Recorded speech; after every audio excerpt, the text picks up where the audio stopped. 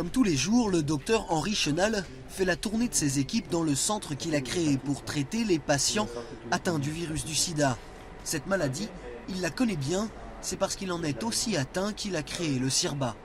En chirurgie, j'ai opéré en 1986 un patient qui était malheureusement séropositif et je me suis coupé. Et je me suis infecté du VIH.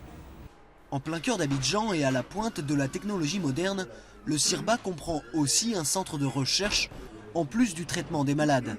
On y fait la sérologie des patients, les analyses nécessaires à leur traitement et une adaptation au cas par cas des médicaments à prescrire. Après un certain nombre de prises de médicaments, d'ARV, il peut y avoir une résistance. Il peut y avoir une résistance, ce qui fait que le patient peut ne plus répondre favorablement au suivi, aux médicaments.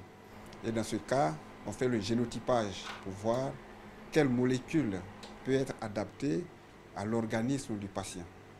Cette qualité des soins s'accompagne aussi d'un suivi psychologique essentiel, dans une culture où la séropositivité peut entraîner un isolement social.